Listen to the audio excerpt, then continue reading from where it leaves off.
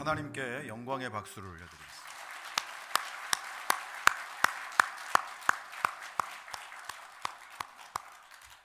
오늘도 우리가 하나님을 이렇게 찬양하고 함께 예배할 수 있는 것이 은혜인 줄 믿습니다. 그 배경을 놓고 보니까 우리나라 가정인 것 같지는 않은데 상황이 좀 떠올라서 하나 말씀드릴 게 있습니다. 아버지하고 아들하고 굉장히 관계가 안 좋았어요. 뭐 그렇지 않습니까? 사춘기 지나면서 사실 엄마하고도 그렇지만 아버지하고는 참 자녀들이 이 대화를 한다든지 어떤 그 관계에 있어서 좀 뭔가 굉장히 편안함이 형성되는 게 참 어려운 게 있죠. 근데 우리나라만 그런 건 아닌 것 같습니다. 근데 아마 그 집이 이렇게 2층으로 돼 있었나 봐요. 그래서 아들은 2층에 있는 자기 방에, 아버지는 맨날 1층에 있는 본인 방에, 그래서 집 안에 있으면서도 서로 그림자 놀이를 했답니다. 여러분 그림자 놀이 아십니까? 웃는 분들은 좀 수상합니다.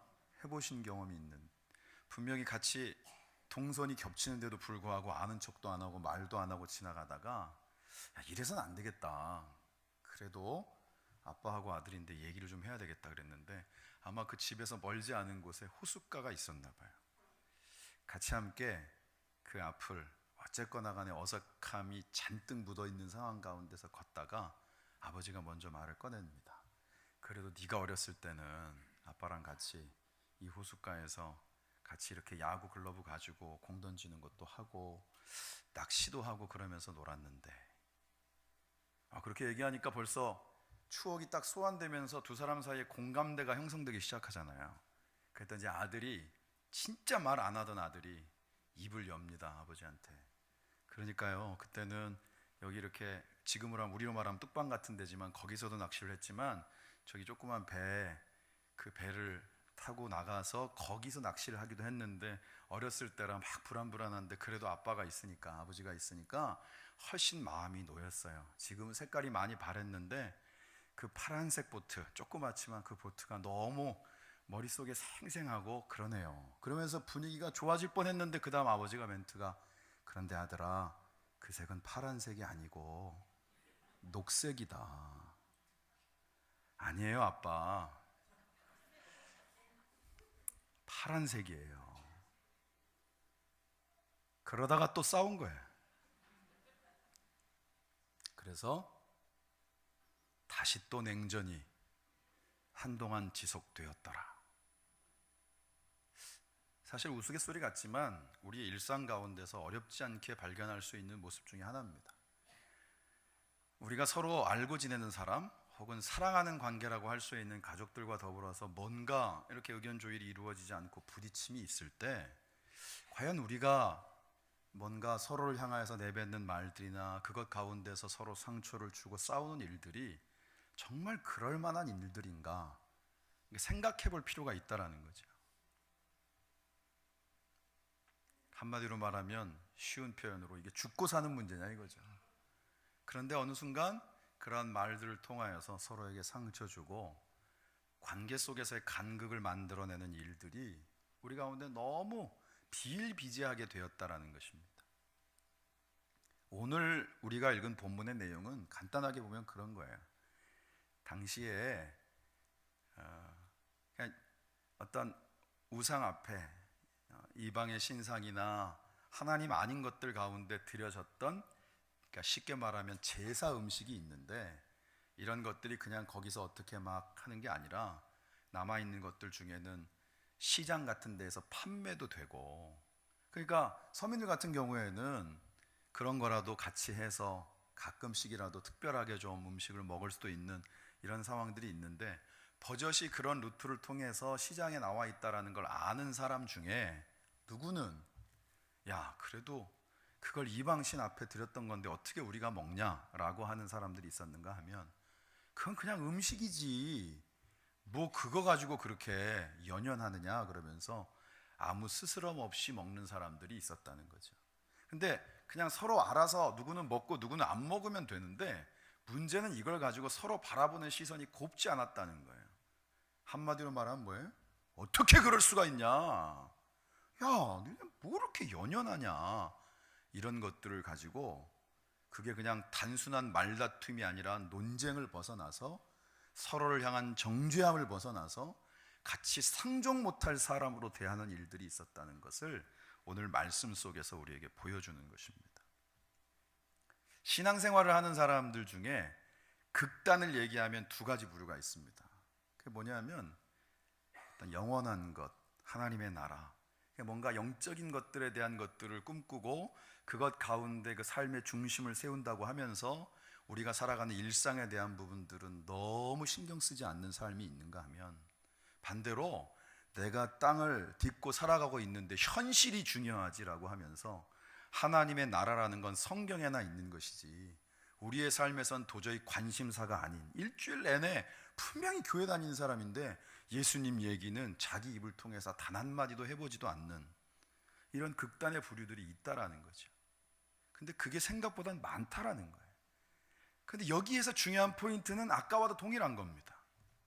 그냥 각자가 갖고 있는 생각이 맞다 정도에 그치지 않고 다른 사람이 틀렸다, 잘못됐다, 문제가 있다, 그래서 아주 스스럼 없이 서슴없이 비판을 하고 그 가운데 본인의 잣대를 들이대는 일들이 있다라는 것이죠.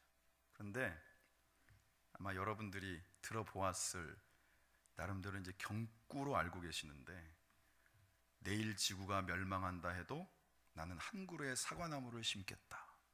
이게 제가 교과서에서 배울 때는 스피노자라고 하는 철학가가 한 말이라고 배웠어요.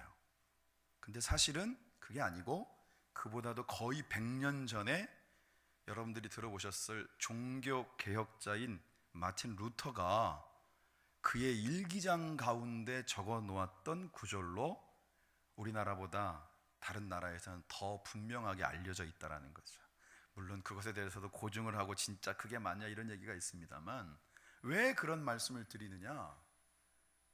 마틴 루터의 일기 가운데 그것이 인용되었다라고 하는 것을 전제로 했을 때, 적어도 신앙인의 삶을 살아간다라고 하는 것은 하나님의 나라와 의를 꿈꾸며 오늘 우리에게 주신 바로 오늘을 선물로 여기고, 오늘을 하나님의 뜻 가운데 어떻게 살아갈지에 대해서 그 고민을 절대로 내려놓지 않고 오늘도 하나님 앞에서 사는 인생이다라는 것을 고백하는 자, 바로 그게 이 시대에 어찌 보면 세상 가운데 많이들 어둡다고 하는데 이 세상을 밝혀갈 수 있는 빛 되신 그리스도가 내 안에 있는 진짜 그리스도인들이 아닌가, 그렇게 생각을 해봅니다.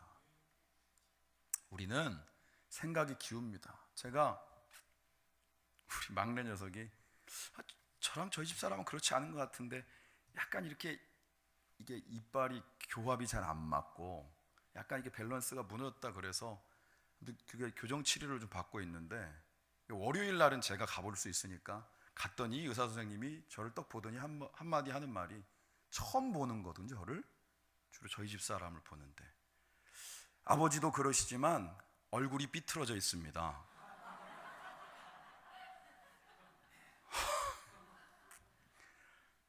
요즘 아이들 말로 뭔가 그냥 훅 들어와가지고 이걸 웃어야 되는지 어떤 표정을 지어야 되는지 모르겠어요. 전 한 번도 제 얼굴이 삐뚤어졌다고 생각해 본 적이 단 한 번도 없는데 그냥 그렇게 대놓고 얘기하더라고요. 근데 또 거울을 보니까 그런 것 같아요. 차곡차곡 설명해 주니까. 그래서 교합이 아무리 잘 이루어져도 자라가면서 조금씩은 또 기울어질 겁니다. 근데 제가 보기에는 기울어진 줄 몰랐다니까요. 우리가 바라보는 시각이라고 하는 것이 늘 그래요. 여러분도 그런 경험 하시겠지만 목소리도 그렇죠. 전화 목소리가 다른 사람이 제 전화 목소리를 들을 땐 다 제 목소리 같다 그래요. 그런데 당사자인 본인이 전화 목소리인 제 목소리를 들으면 왠지 낯선 거죠. 우리는 듣는 것, 보는 것에 대해서 본인이 갖고 있는 기준을 너무 신뢰하는 경향이 있다는 겁니다. 그리고 단지 그것이 맞다라는 것에 그치지 않고 나 외에 다른 것이 틀리다라는 결론들을 너무 쉽게 내린다는 거예요. 오늘 우리의 삶을 통하여서 우리는 조금 이렇게 기울어져 있다. 저는 분명히 똑바로 서 있는 것 같은데 저희 당회장 목사님 표현에 의하면 저도 기울어져 있어요. 자세가 올바로 되어져 있는 사람, 균형을 딱 맞추고 서 있는 사람을 찾아보는 게 참 어렵다는 거예요. 확실히 관심 분야가 다르면 그런 걸 보는데 저는 한 번도 그런 적이 없거든요. 근데 저희 담임 목사님은 사람들이 이렇게 걸어가면 항상 뒷모습에 걸음걸이를 본대요. 아, 삐뚤어져 있구나. 근데 우리는 그걸 못 느껴요. 우리가 바라보는 시각이나 우리의 삶에 있어서의 내 기준이라고 하는 것이 기울어져 있구나라고 하는 것을 인정할 수 있어야 되는데 그걸 잘 못한다라는 것입니다. 최근에 여러 가지 얘기들이 많이 있습니다만은 가짜 뉴스가 굉장히 이슈죠. 그런데 가짜 뉴스가 계속해서 만들어진 이유는 간단합니다. 심리학자가 그런 얘기를 했어요. 사람들은 자기가 믿고 싶은, 듣고 싶은 뉴스를 원하기 때문에 가짜 뉴스는 계속 만들어진다는 거예요. 우리는 정말 사실에 근거해서 우리의 생각과 기준을 이렇게 밸런스를 잘 맞춰서 볼 수 있는 그 무언가를 원하는 게 아니라 자기의 현재의 시점에서 본인이 보고 싶은 것, 본인이 듣고 싶은 것, 본인이 느낀 대로 그렇게 풀어주는 것에 대해서 귀가 열리고 눈이 뜨이고 그리고 그것을 말하게 된다라는 거죠.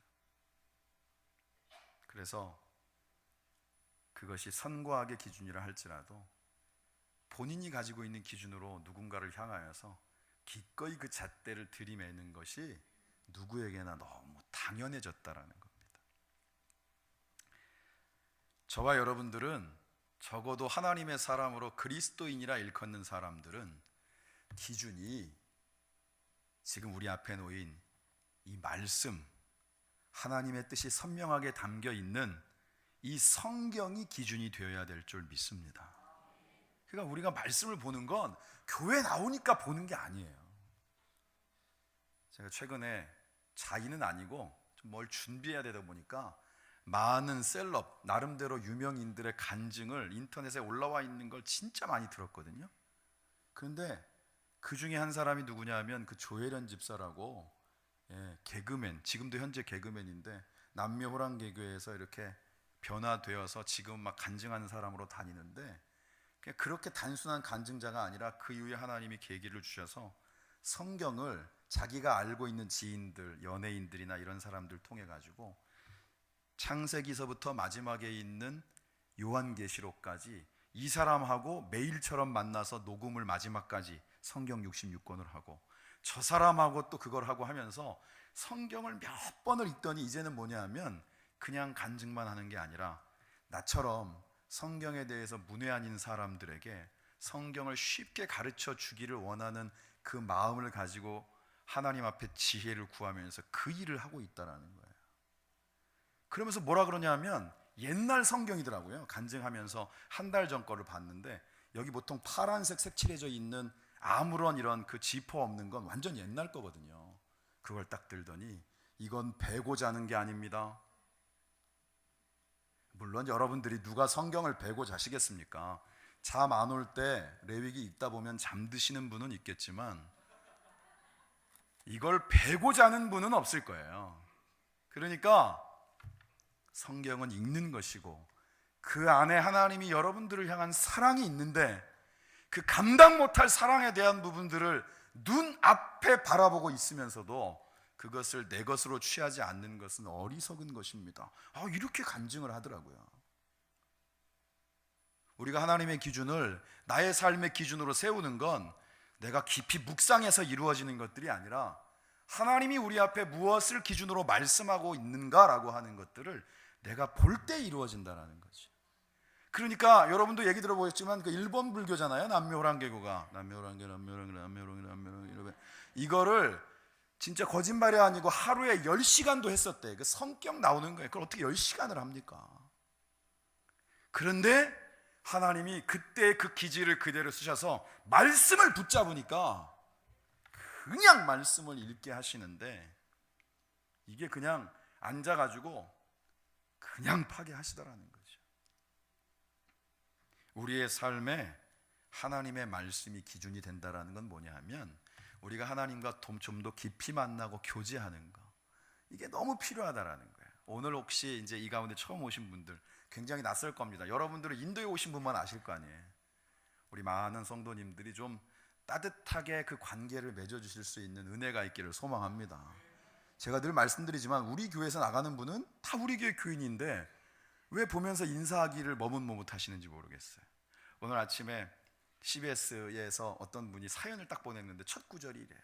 제가 이분들의 이름을 꼭 얘기하고 싶습니다. 저는 교회 온 지 1년밖에 되지 않았습니다. 그런데 김모 집사님, 그 다음에 최모 권사님 이름을 한 10명 정도를 막 얘기를 하면서 제가 이렇게까지 교회 가운데에서 정말 마음의 평안함을 느끼며 하나님을 알아가며 신앙생활 하는데 이분들의 도움이 너무 컸기에 그분들의 이름을 꼭 방송을 통해서 한 번은 제대로 소개해드리고 싶었습니다. 저희 교회 일도 아닌데 막 여기 한켠이 갑자기 막 뭔가 울컥하는 게 있는 거예요. 길 교회 가운데 그러한 은혜와 나눔이 있기를 소망합니다. 여러분도 다 그런 거 원하셨잖아요. 우리의 삶의 과정들 속에서 그러한 나눔과 그러한 교제는 무엇이 근거가 되느냐? 하나님께서 우리를 향하여서 예수님을 보내시고 죄라고 하는 것 때문에 도대체 막혀서 어찌할 바를 모르는 하나님과 우리의 관계를 단순해 한 번에 허무셨어요. 그러니까 그리스도 이름으로 우리는 아무것도 거치지 않고 하나님께 아버지 이름을 부르면서 나아갈 수 있는 그런 완벽한 은혜를 우리에게 허락하신 줄 믿습니다.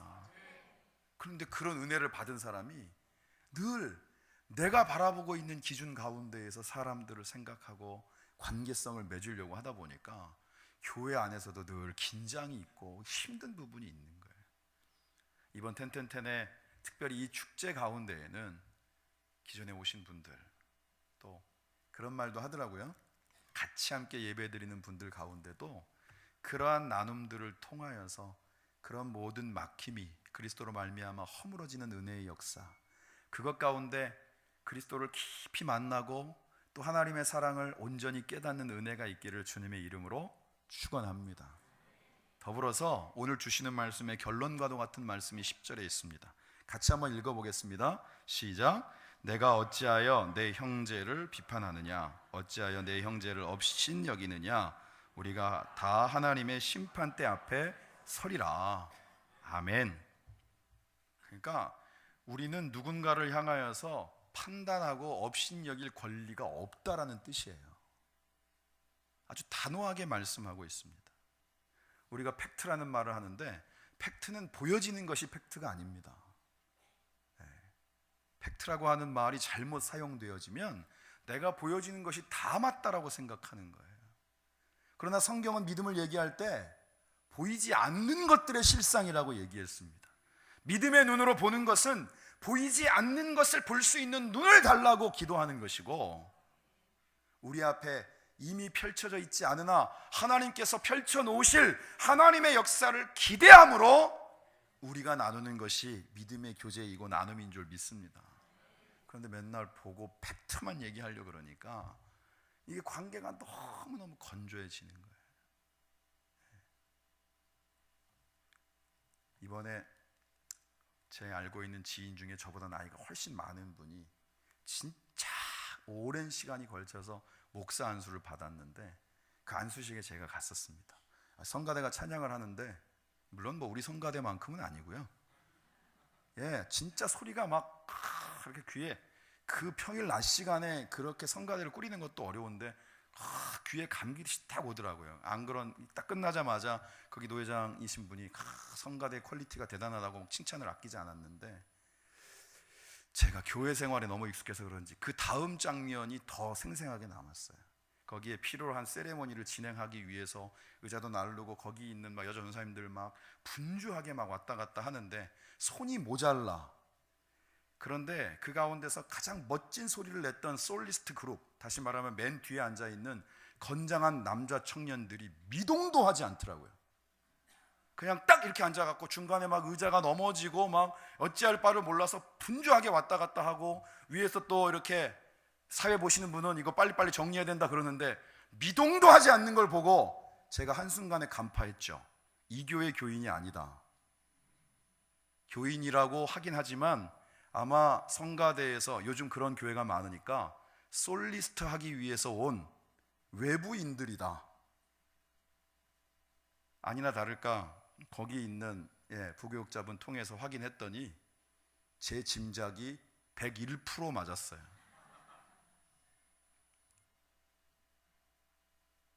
왜 여러분들에게 그 말씀을 드리느냐?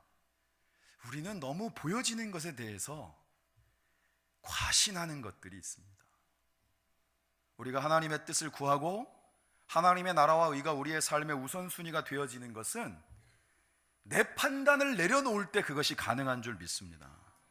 그래서 우리의 경험이 전부인 양 나의 잣대로 사람을 판단하고 그리고 내 생각을 사람들에게 권면하는 것이 아니라 하나님의 뜻이 우리 가운데 온전히 분별되어지고 그러기 전에는 내가 입을 열지 않게 하옵소서.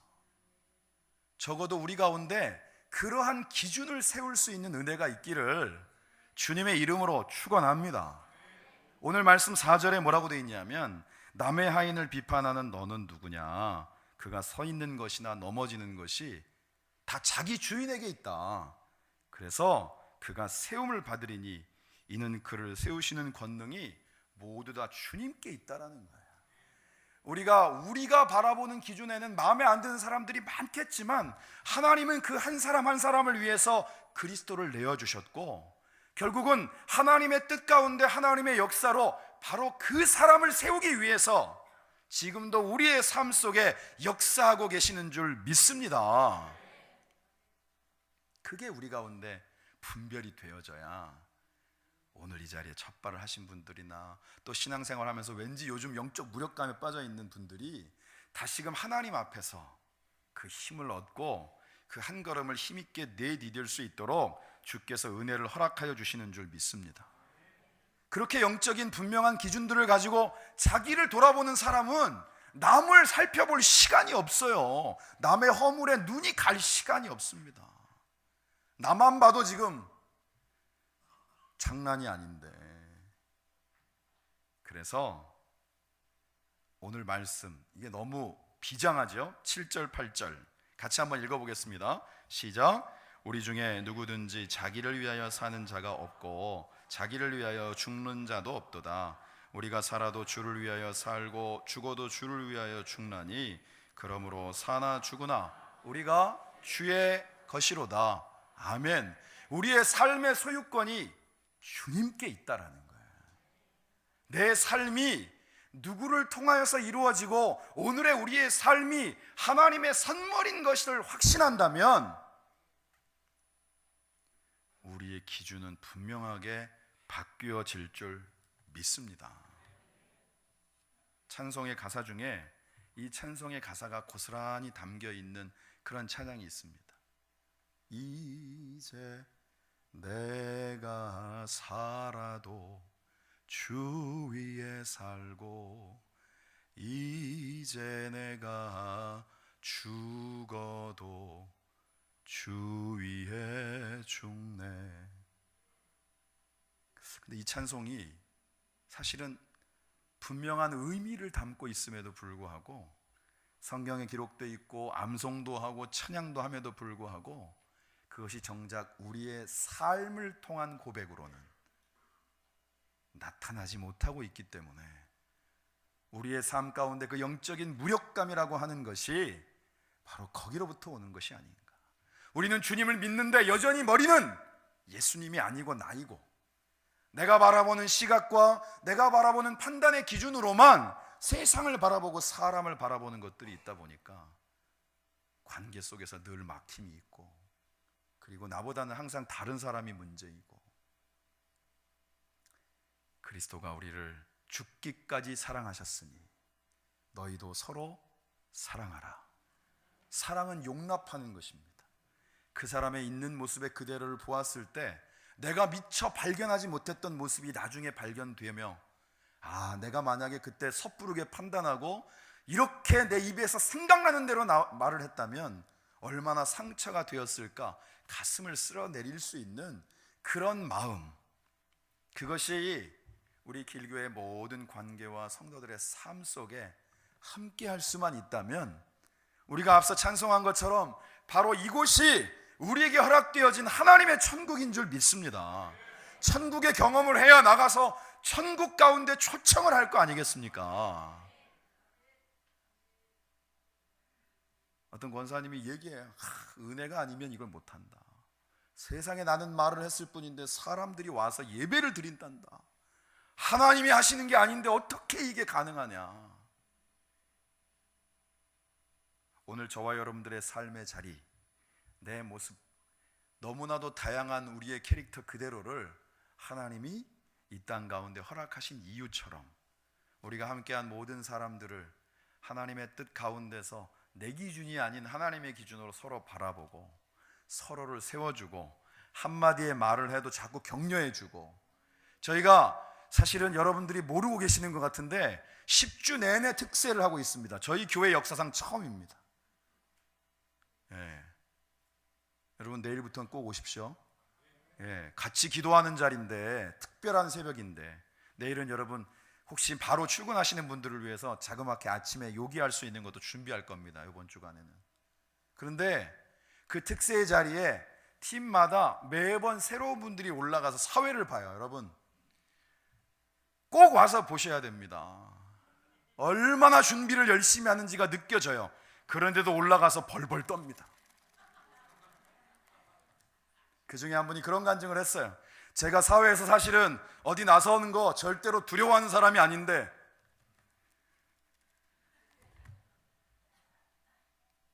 그런데 얼마나 귀하냐? 준비하는 게 보여지기 때문입니다. 근데 그거 끝나고 난 다음이 더 아름다워요. 단톡방이 그 팀마다 있는데 오늘 너무 잘하셨어요. 목소리가 성우 같아요. 그 격려의 메시지들이 어마어마합니다. 그리고 저도 없는 이모티콘을 도대체 어디서들 그렇게 구해가지고, 단톡방이 다 뛰어다니는 이모티콘밖에 없습니다. 하나님이 그러한 영적인 격려와 서로를 세워주는 마음을 귀히 여기시는 줄 믿습니다. 나보다 남을 낮게 여기고, 이 단어가 획 하나만 더하면 어떻게 돼요? 나보다 남을 낮게 여기고. 성경이 우리에게 말씀하는 바는 그것이 왜 기준이어야 되는지를 우리에게 선명하게 들려주고 있습니다. 우리의 모두의 삶이 나보다 남을 낮게 여김으로 여러분들의 삶을 통하여 온전한 치유와 회복, 하나님을 통한 나음의 역사가 날마다 풍성히 간증되어지는 은혜가 있기를 주님의 이름으로 축원합니다. 기도하겠습니다. 하나님 감사합니다. 감사합니다. 오늘 우리에게 주의 말씀 가운데에서 나의 시선이 아닌 하나님의 시선으로 나를 먼저 바라보고, 그리고 세상과 함께한 사람들을 바라볼 수 있는 우리의 영적인 초점을 바꿀 수 있는 은혜를 주심에 감사를 드립니다. 하나님은 누구보다 나를 사랑하시고 우리를 사랑하시고 함께한 지체들을 사랑하시고 길교회를 사랑하시고 우리의 가족을 사랑하시고 우리의 삶의 현장을 하나님께서 친히 역사하시는 현장으로 인도해 가시는 줄 믿습니다. 우리의 삶의 자리에서 나보다 남을 낮게 여기며 그 삶 가운데 하나님의 역사하심이 날마다 분명한 증거로 간증되어지는 은혜를 허락하여 주시옵소서. 감사드리며 예수님의 거룩하신 이름으로 기도드립니다. 아멘.